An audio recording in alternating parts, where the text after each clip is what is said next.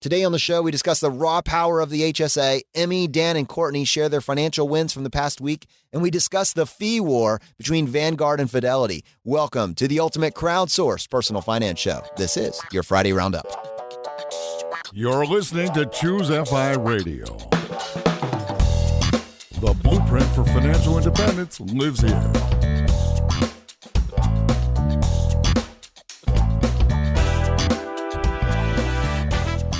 If you're looking to unlock the secrets to financial independence and early retirement, you're in the right place. Stay tuned and join a community of like-minded people who are getting off the hamster wheel and taking control of their lives in the pursuit of financial independence. ChooseFI, your home for financial independence online.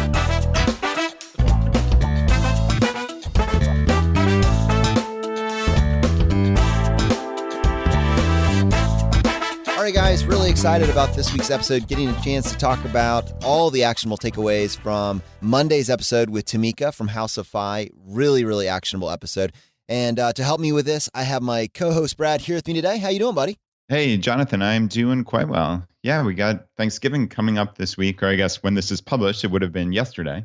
But got my family coming into town here in a couple hours and just kind of gearing up for a nice, fun family week. Cool, man. Well, I know you've been working hard going into this. We have been kind of slowly coordinating getting health insurance, getting actual health insurance. And we've been on Liberty Health Share for the last, year or two. And it's been pretty good. I mean, I don't really have any complaints about it, but I think both of us were interested in getting actual health insurance for ChooseFI if possible. And, you know, that opportunity has become available. And frankly, I say all this to say that I know that that is something that you've been putting a lot of time into over the past 2 weeks. And I thought it'd be cool just to slow down on it, both to talk maybe a little bit about the transition back, but more so, what's really exciting is that because we're able to get this health insurance, we picked a plan that has an HSA attached to it. And we haven't spent a lot of time on this show talking about the HSA, frankly, because I was jealous that I didn't have access to it. But now that we do, man, what a fun conversation.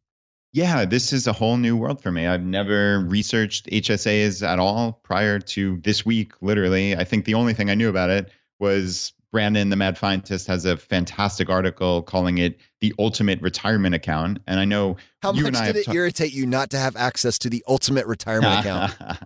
Yeah, it is. I mean, he paints quite a picture. And I mean, it's nice to finally have access to this thing. So I've been doing a ton of research, but I guess just first on the actual health insurance, I've been on Liberty Health Share for almost 4 years now, and I really have thoroughly enjoyed them and their customer service. I think it's a brilliant model that they have, but like I've talked about, there have been issues with the actual hospitals and doctors here with balance billing issues. So in essence, you go in, you say you have Liberty, they tell you, oh, we accept that, et cetera, et cetera.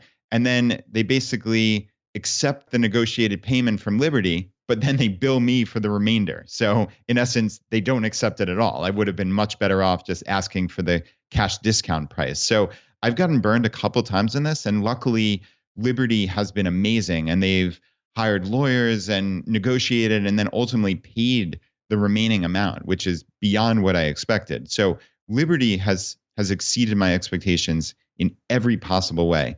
But it still scares me. That unknown scares me. What if it's something catastrophic, like a heart attack or something equally bad? That could ruin your entire life. And that's not the way that I approach my financial life. I try to cap the downside if I can.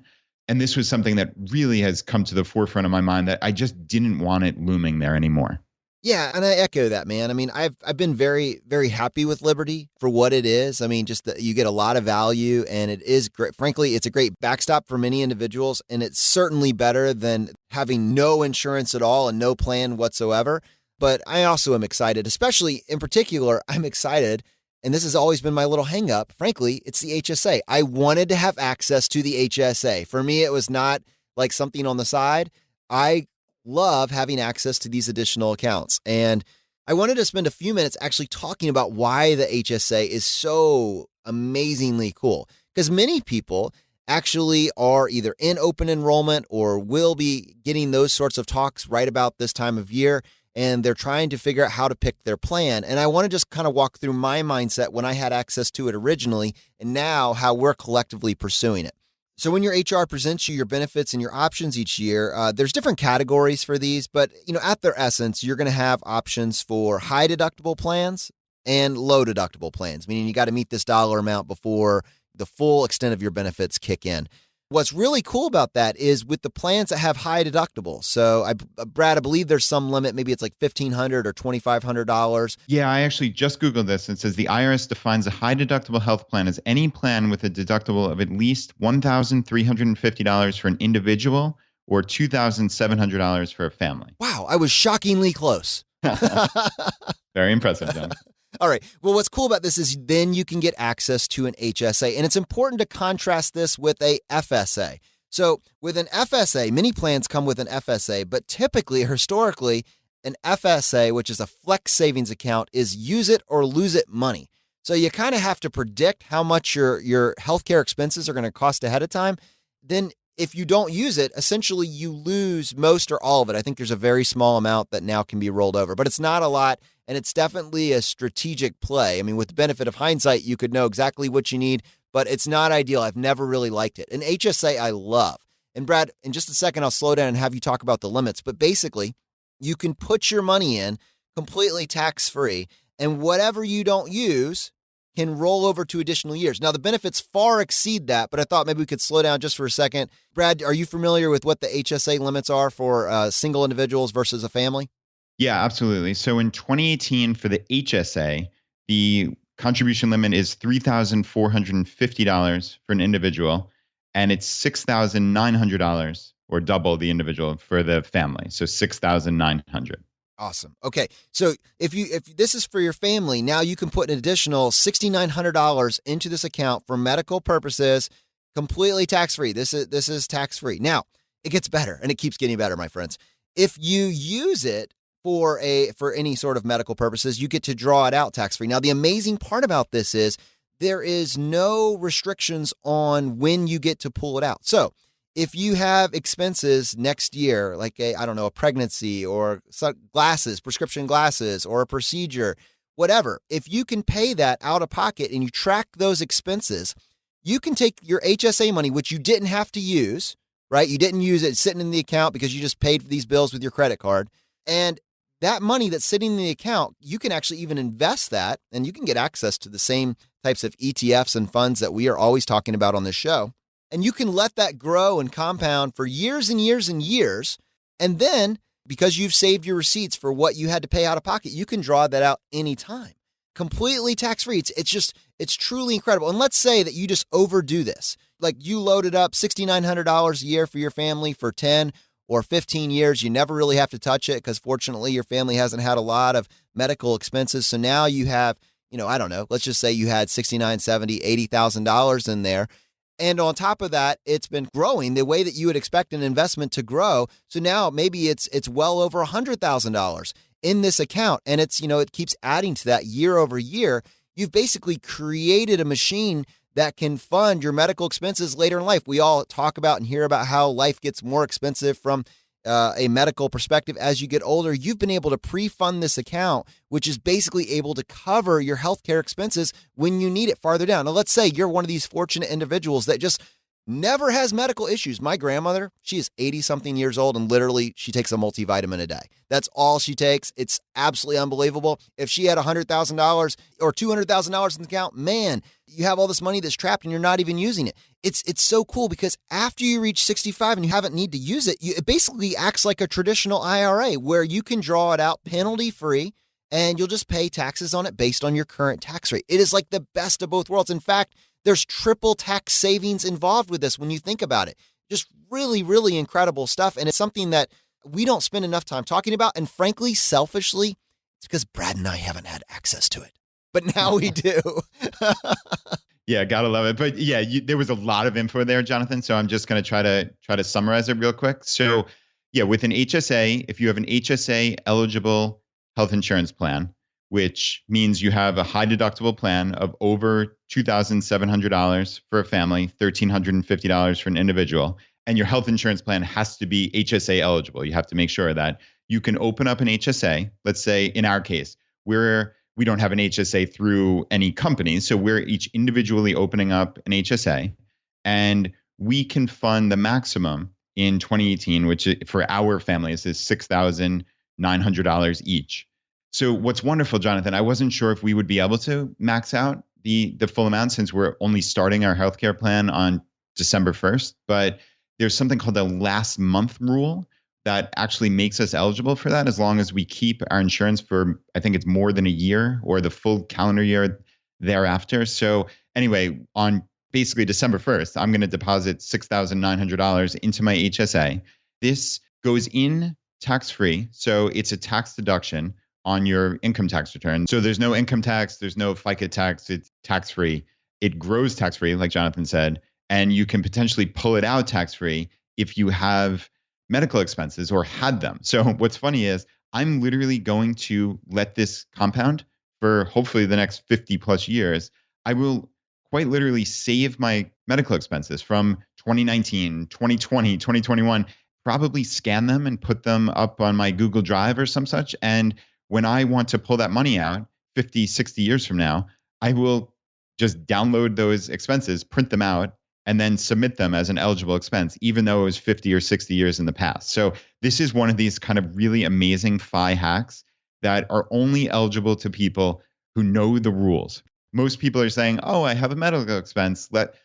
Most people are saying, oh, I have a medical expense. Let me submit for reimbursement right now. But no, we want to let this compound for as long as we possibly can because we don't need the money imminently. That's the beautiful part about this. And then, Jonathan, just to summarize again, what you said was if by some chance you're like your grandma who doesn't have any medical expenses, didn't have any, you can still just pull it out down the road after 65. There's no penalty, and it just operates like a traditional IRA. So there is literally no downside that I know of to investing in an HSA. And yeah, I'm thrilled. So I'm going to put $6,900 in on December 1st. And then for the 2019 year, I think it goes up to $7,000 for a family. So I plan to do that on January 1st. So yeah, this is a nice little hack that we now have access to. There's some people that don't have access to the HSA and that we're hoping that we're going to move on right now because this stuff is so awesome. I'm sorry, I've got more.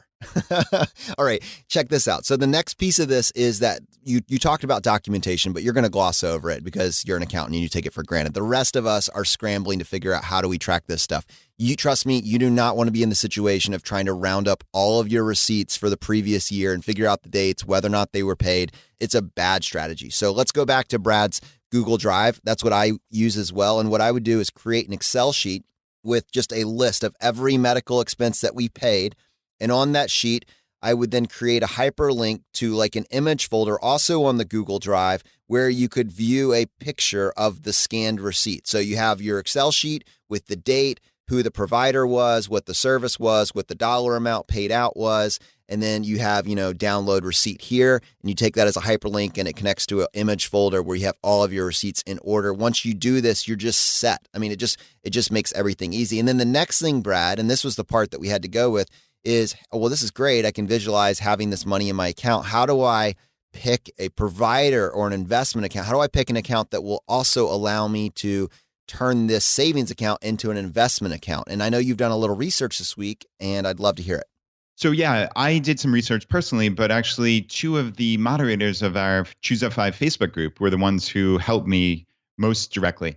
So William told me that in the research that he had done, that a company called Lively was the best option. They have no account fees, and you can keep the money in there for $0 in fees. But if you wanted to invest it, I think it's roughly $3 a month. So it winds up being between $30 and $40 per year, which is a fairly nominal fee for having full service. And it doesn't matter if you have $10,000 in there or $200,000. It's the fee is the same. So that seemed like a big win to me. And I actually opened up a Lively account. And then quite literally the next morning, Wright, who's another one of our moderators, posted that Fidelity is now offering an HSA account. And there are no fees whatsoever. No fees for the account, no fees for investment. You have access to many of their low-cost funds. And yeah, I'm actually now going to probably close my Lively account, which again, didn't cost me anything to set up, and open up a Fidelity account. So that, as of right this minute, seems like the best possible option.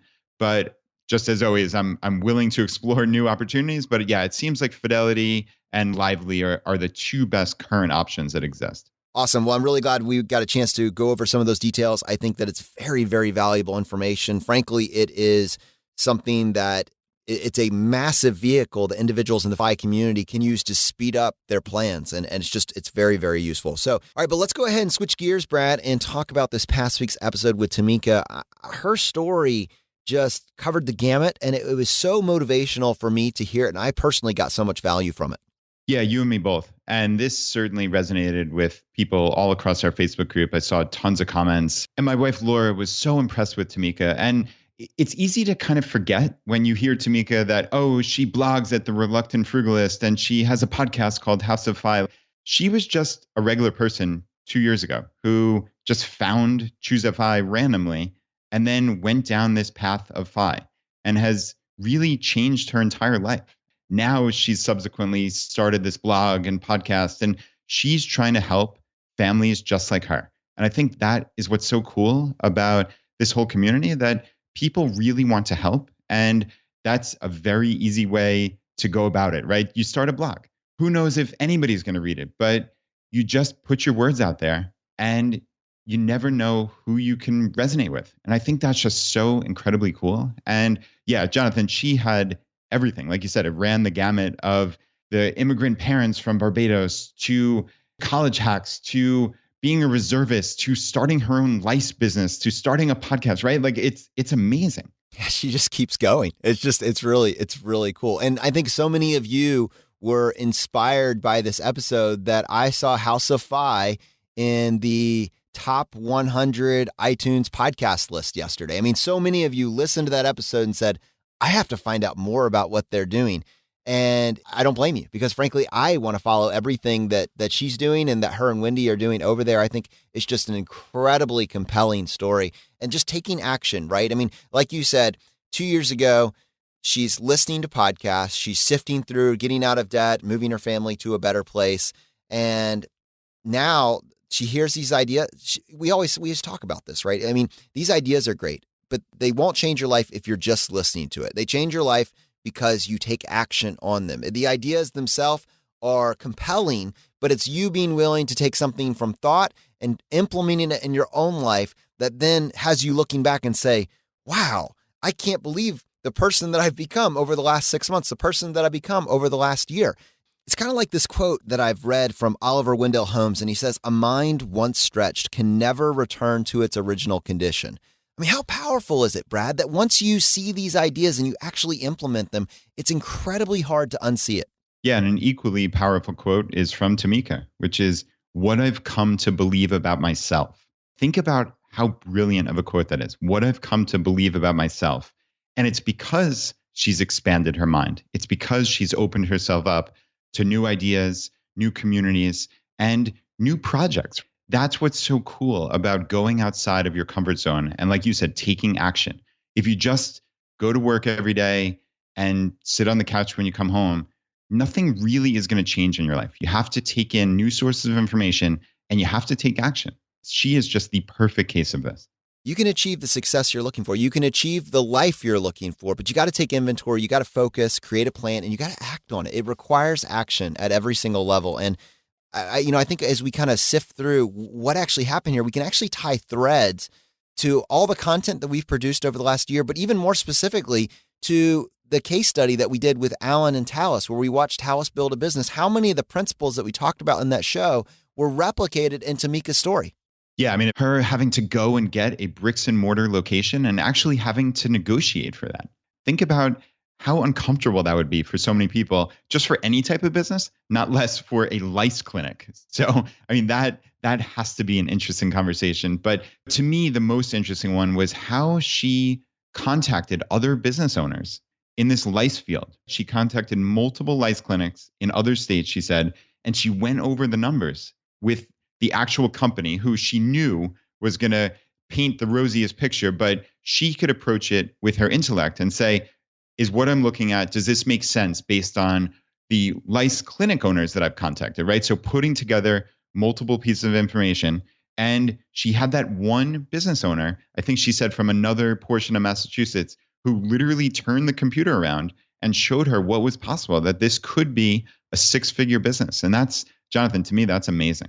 And the other thing was just the fact that it was a business. I know for myself, I'm very good at creating jobs for myself, but businesses that you can scale and you can grow and you could even scale yourself out of, like that has been for me the biggest light bulb. It's very easy to create a job.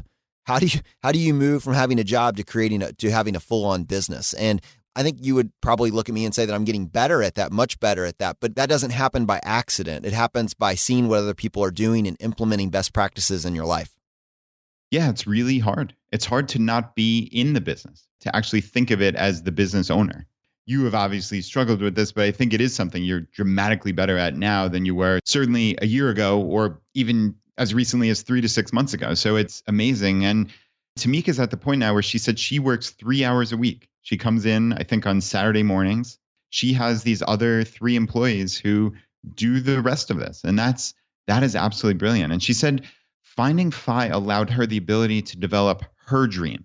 And this is not the American dream. This is not, I think, as she said, the immigrant's dream. It's her dream. And what does that look like? And for her, it was building this business. And she has created this array of talents that really is the prototypical talent stack. I mean, she secured this lease. She learned how to blog and create websites. She went to a coding boot camp. She's learned business finances and how to get a brick and mortar store, how to run a lice clinic and deal with other human beings. This is an amazing set of skills that she's picked up in a very short period of time.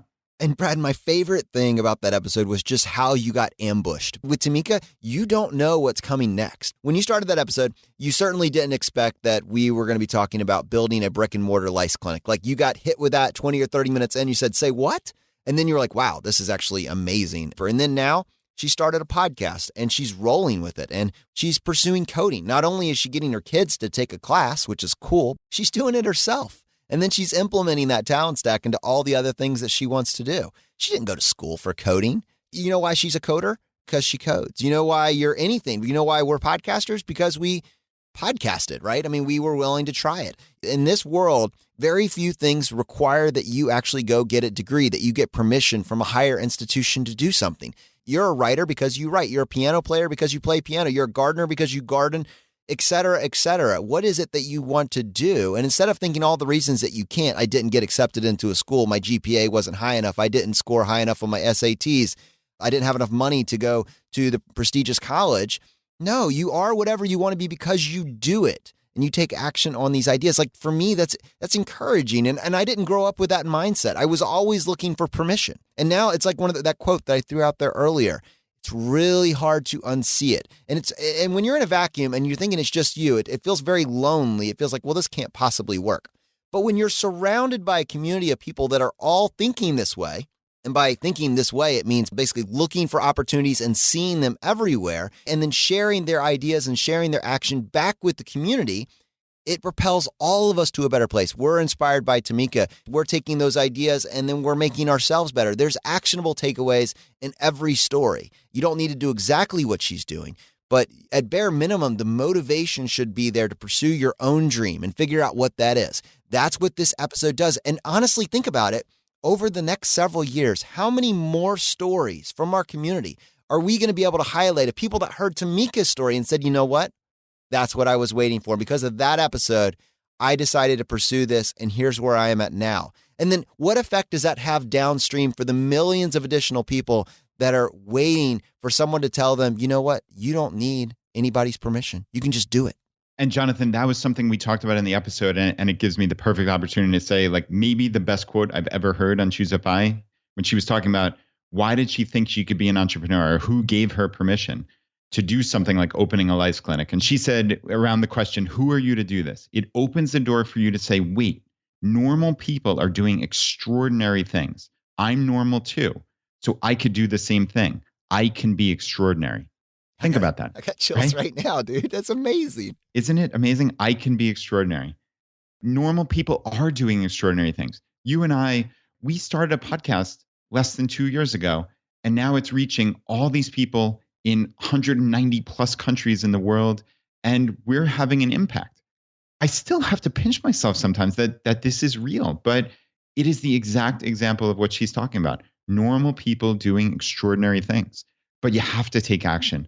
And I know we sound like broken records, but man, you have to take action. That's the key. You cannot, even if you take in the best information there is. Like for me, I listen to Tom Bilyeu and Jocko Willink, and I read Tim Ferriss and try to get all this information that is just going to make my life better. And I could sit there passively and take it in and think I'm doing something good.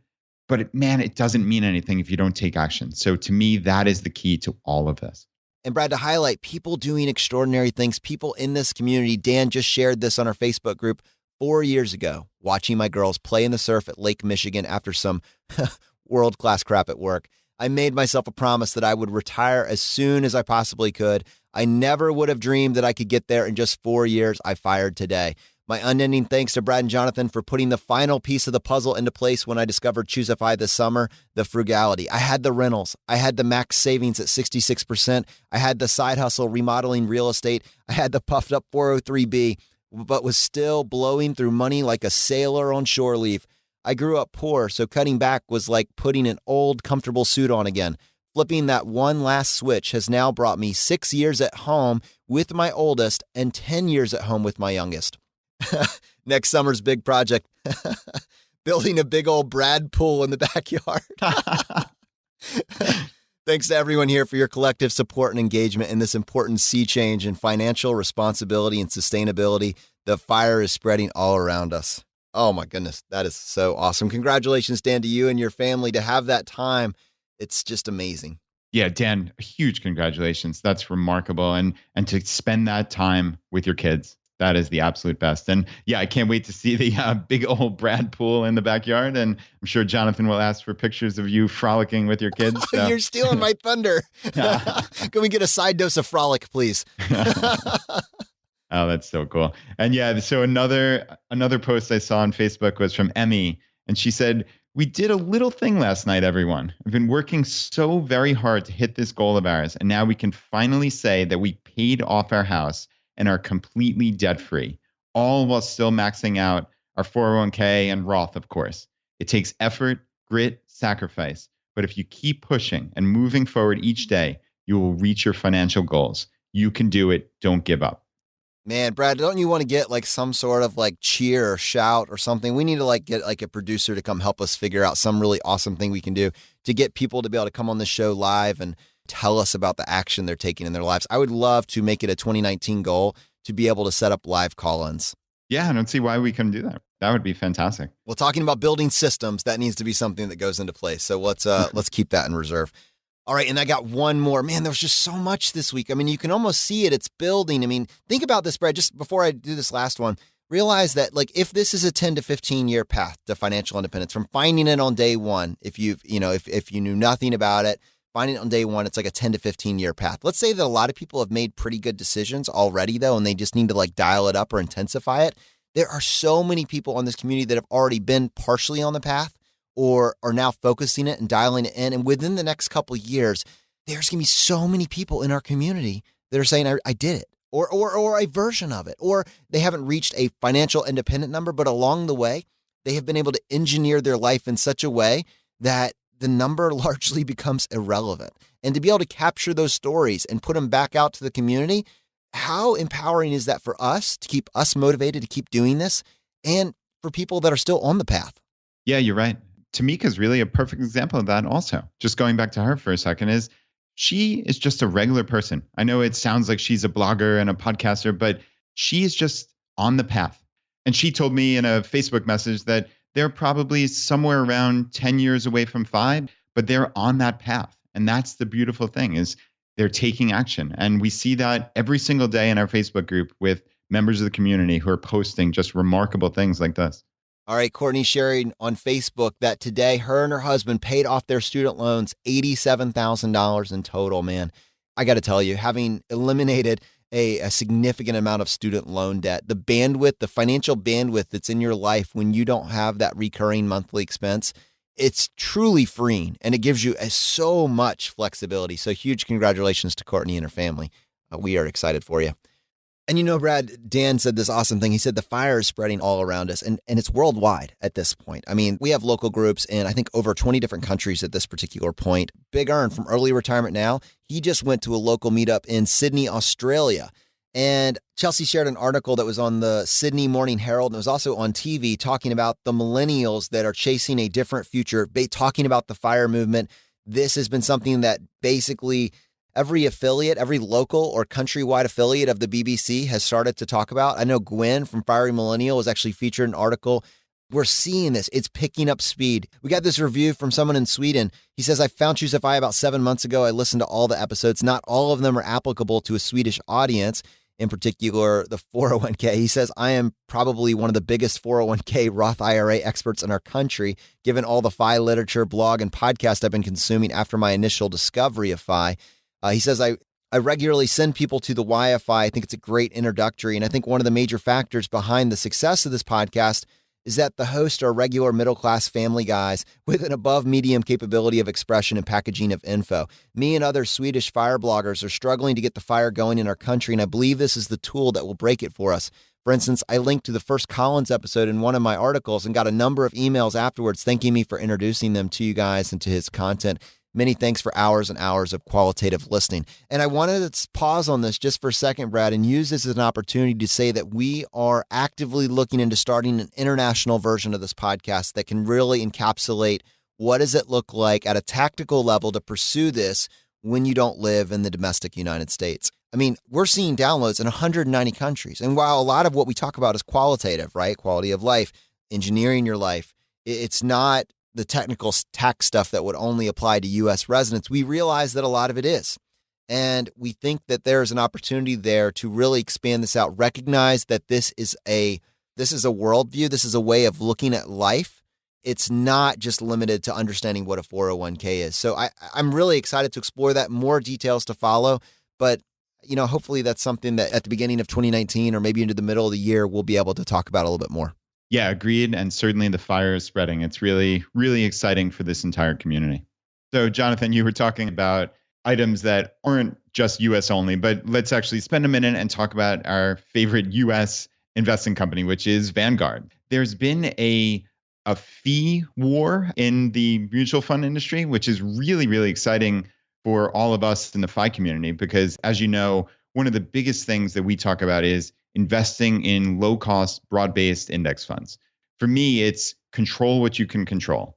If you can keep your expenses down on your investing funds and keep those expense ratios and certainly investment advisors and those kind of things, then you get to keep more of your returns. And that compounding over decades is just going to make a huge difference. So in the last month or two, Fidelity actually came out with some zero-fee funds, which is remarkable. But some people aren't all in on Fidelity, actually, and we'll talk about that in a minute. But Vanguard just shot back with their own little salvo here. And what they did was they lowered the minimum investing amount for many of their incredibly popular Admiral shares funds. So VTSEX being one of them, Jonathan. That's the total stock market index fund that we've talked about many times on this podcast. So previously, it was $10,000 as the minimum investment. And there was an investor class version of this that you could get into with a $3,000 minimum. And then once you got a $10,000 balance,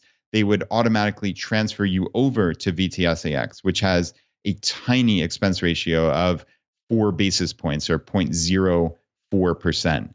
But now what happens is you only need that $3,000 minimum to access VTSAX. So for many people, this is a huge decrease in expense ratios, and it isn't limited only to that fund. There's a list of funds, and we will link to a Wall Street Journal article about this in the show notes, certainly. But yeah, Jonathan, this is really exciting. And it's so funny to hear us, sometimes quibbling or getting too fixated on these tiny differences in these basis points. Don't get me wrong, I'm all about it, and I'm very excited about this particular news. But I've just been thinking in general, and I'd love to kind of get some context here. I think it'd just be fascinating. Let's take a look at like a $1 million portfolio, Brad. And they have $1 million portfolio. And before they found the FI community, they had this, kind of shark advisor, really an advisor that did not have their best interest at heart, had them in high turnover funds, had them in had them in an assets under management model, maybe between all of their expense ratios and fees, it came to basically 2%.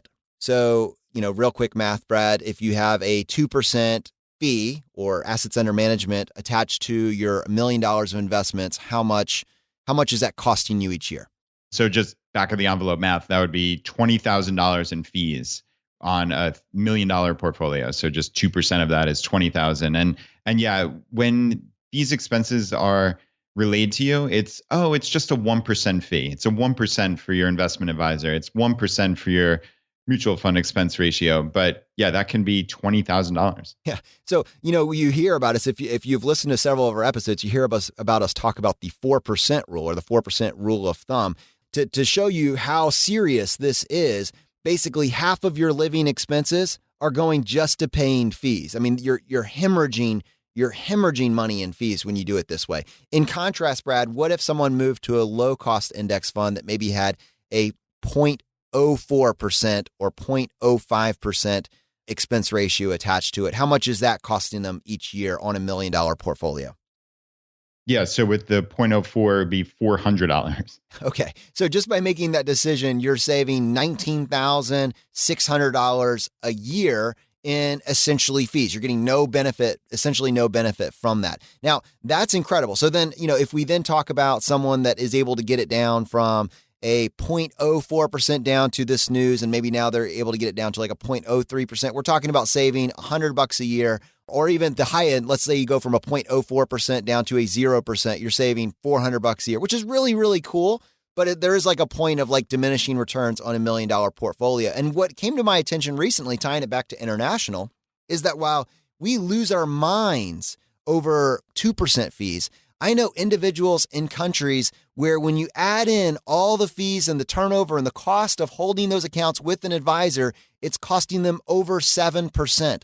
And then on top of that, there's surrender charges that could cost you upwards of $40,000 to try to get your money back. It's tied up with them for 25 years. So as bad as it is in some instances inside the United States, in other places of the world, it's almost impossible for you to make money. I mean, keep in mind for this individual that we talked about originally that had a 2% assets under management, the problem is just that they could do better.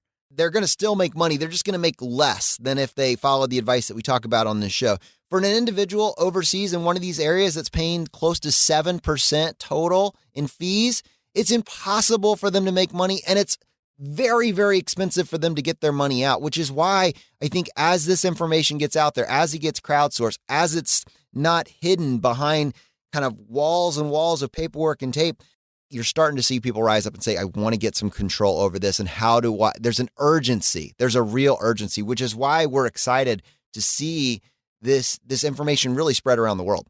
Yeah, it's certainly very applicable to people in other countries. And obviously these fees matter to us here in the US, even though we're incredibly fortunate that the fees are already so low. But I just, while you were talking, I ran a couple of scenarios and I wanted to pass them along here. So let's assume that person with $1 million, let's say they're 40 and they're going to invest for 40 years. And using just a rough estimate of 8% annual growth on these investments, obviously that's not a straight line thing. They're clearly going to be up years and down years, but let's just use that as 8%. So now you have to take out the fees. So Jonathan, you use that example of someone who had 2% in fees. That lowers their annual return from 8% down to 6%. And then compare that with someone who had that 8% market growth, but only had 0.04% in fees. So their actual return was 7.96%. So when you run the scenario here for someone investing for 40 years, starting with $1 million, getting a 6% annual return, they're looking at $10,300,000 roughly 40 years down the road, which sounds like an amazing number, right? But then contrast that with the person who went with the total stock market index fund with the only 0.04% fees, and they had $21,400,000. So, all right. Right? So yeah, you're right. We were playing small ball here. I forgot to play that out. So it's not just $19,000 a year. It's costing that 2% that you're paying in fees that someone that goes with a low cost index fund isn't. is actually costing you closer to $10 million. That's just the numbers that you ran, right? Yeah, it's $11 million and a little bit of change. So quite literally double over that 40-year time period. So this is not just a tiny amount. This is huge dollars when compounded over decades. Yeah, because you lose the ability of that money to be working for you the entire time because it's getting sifted out due to basically inefficiency. You know, and it reminds me of a letter that Buffett wrote in 2006 to the shareholders of Berkshire Hathaway. And he's describing these broker helpers, right? This kind of messaging that, trust me, you can't do this yourself. You need someone that's smarter than you, that's gone to school for this, that understands, all these things that you couldn't possibly fathom. And the market is for chumps. We're going to help you outperform that dramatically. And we're just going to take a small piece of this. In order to justify all of their brilliance, these broker helpers move you in and out of holdings, always consistently trying to beat the market.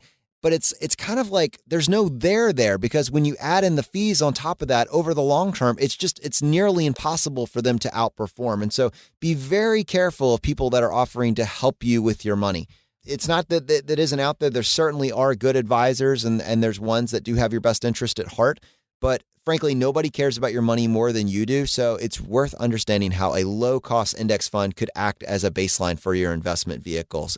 And I think it's really remarkable that both Warren Buffett, probably the greatest investor of all time, and Jack Bogle, the founder of index funds, agree on this point. Warren Buffett's instructions to his widow and to his estate is, when I pass away, I want the vast majority of my holdings to be in low-cost index funds. And if it's good enough for Warren, I think for the most part, we would say it's good enough for us.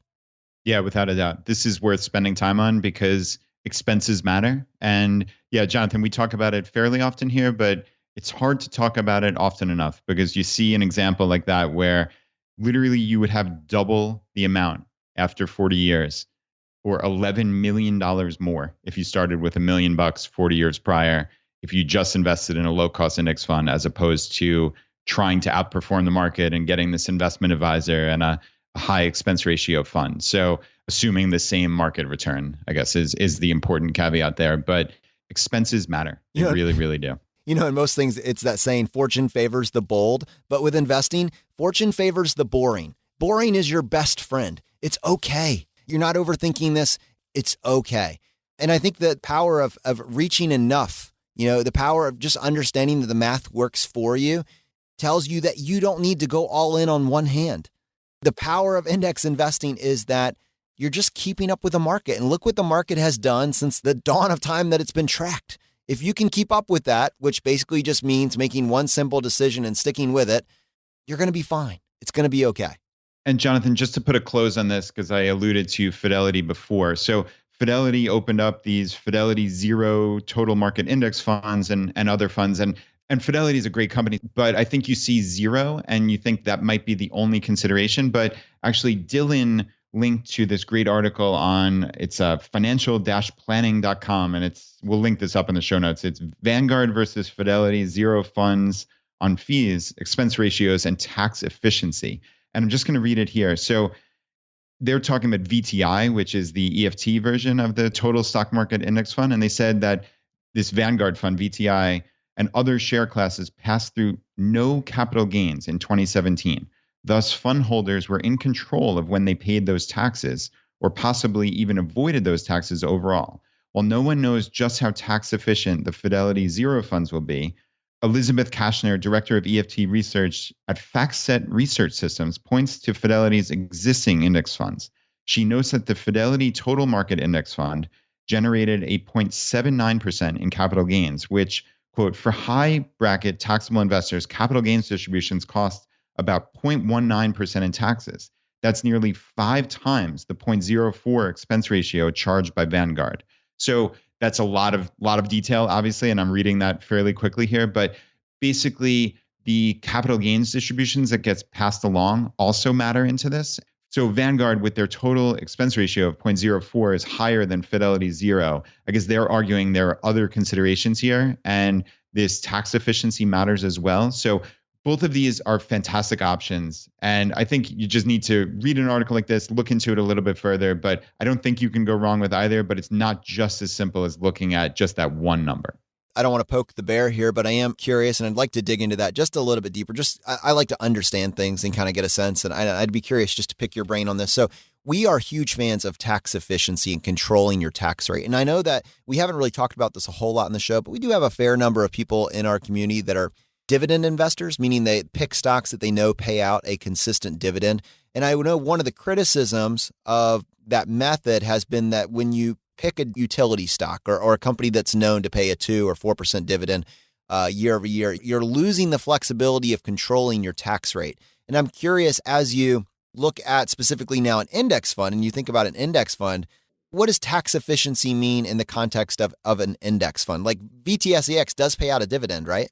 Yeah, Jonathan. So I'm on dividendinvestor.com and yeah, I see that there is a dividend history for VTSAX. So yeah, it appears that they do pay out a dividend, and that would be from the dividends being passed through from the underlying holdings. But I guess there are two components potentially to tax efficiency here. So there's the dividends, but there's also the capital gains. And now this has to do with how efficient the fund is on, I guess, buying and selling the underlying holdings. And this is honestly a little bit outside of my comfort zone and my skill set, but essentially that gets passed through to you. And when you receive your 1099 at the end of the year, it's going to show both the dividends and those capital gain distributions. And what that article that I read a minute ago is implying is that Vanguard is especially efficient with their capital gains in the underlying holdings, and they pass along virtually nothing. Whereas Fidelity has, it looked like, I think it's at 0.79%. And again, I don't claim to know what that calculation is, but it's very interesting to know nonetheless that there is an additional taxable component that we have to be concerned with when we're talking about these mutual funds. All right, fair enough. I'll let it ride for right now, but maybe it's something for 2019 that we could dive into and get a little bit better at our understanding of that stuff. Like you said, a little bit outside of our comfort zone here, but we do our best. Yeah, we certainly do try our best. And I think we need to get someone on to talk about the very technical calculations that we were referring to there. So that's something that I've just never seen presented. So it would be interesting to find out precisely, in this case, how that 0.79% was calculated. So that would be really cool. And yeah, Jonathan, just as kind of like a half pivot, I think in 2019, we need to get on some dividend investors. I think this is something that we haven't approached at all. And I know you kind of jokingly said, poke the bear there. Well, it's because I know that it would be easy to come off as anti-dividend, but it's simply because we just don't talk about it a whole lot. I would say that it's not something that I've done. I'm not against it, but I certainly have heard some feedback that it's not the most tax efficient way and that there's some significant downsides to doing it. We've spent an entire year, 2 years, talking about the simple path to wealth. And I think our community has really got a very good understanding of that. I'd love in 2019 to kind of take a look at some of these other paths that people are approaching and kind of build them into the conversation. Where do they fit? How does someone consider this? I think the thing that really irritates me with certain what you would call like sharks in the water is like when they have people invested in things that they would never invest in, like they wouldn't touch with a 10-foot pole. That's the thing that drives me crazy. But there's a lot of space between here and there. And I'd be curious to kind of find out why people get so excited about some of these other techniques and kind of the path that we've chosen ourselves. Yeah, maybe we can get a roundtable on. Who knows? I'm sure Jim Collins would jump on from that side. We could get some dividend investors and we could just talk it through and see what bubbles up. I'd be fascinated by that. I'm all in, man. Let's definitely make that happen. All right, guys. Well, unfortunately, that is going to bring this episode to a close. Now, as you know, we like to finish every episode by doing a drawing for a copy of a book that we have found useful. And there's 3 books that we offer. The first is J.L. Collins' book, The Simple Path to Wealth. The second is Dominic Cortuccio's book, Design Your Future. And the third book from Vincent Puglisi, Freelance to Freedom. If you want to enter the drawing, all you need to do is just go to ChooseFI.com/iTunes, follow the instructions there, and leave us a short written review. And then send us an email to feedback@ChooseFI.com, letting us know that you left a review and what screen name you left it under. We give away 1 book for every 5 written reviews that we get, and we announce a winner on the Friday Roundup. Brad, how many winners do we have today? All right, Jonathan, we have 1 winner today, and the winner is Sarah Beth. And she said, I found ChooseFI and immediately started binge listening to the episodes. I'm so close to being caught up, but just couldn't wait any longer to leave a review. Brad and Jonathan do a great job of getting a variety of guests and not only letting the guests dive into their backstory, but also letting them share their passion or experience and expertise. Amazing show. Awesome. Thank you so much for the feedback. Hey to everybody, we have one more announcement for you. 2019 is quickly approaching, and CampFi has rolled out their calendar for the year, and there's one that still has a few tickets available in Florida. This is in Gainesville, Florida, from January 11th to the 14th. At this event, it's really, really cool. Coach Carson is going to be there, Joel from Fi 180, Jillian from Montana Money Adventures, Noah and Becky from Money Metagame, Michael from Uncommon Dream, and Nick True from Mapped Out Money. This is just going to be a wonderful event, and I think you're going to get a lot of value from it. So if you are interested in tickets for that event, you can just go to campfi.org and click on the link. I think there are still a few tickets available to that. All right, my friends, the fire is spreading. We'll see you next time as we continue to go down the road less traveled.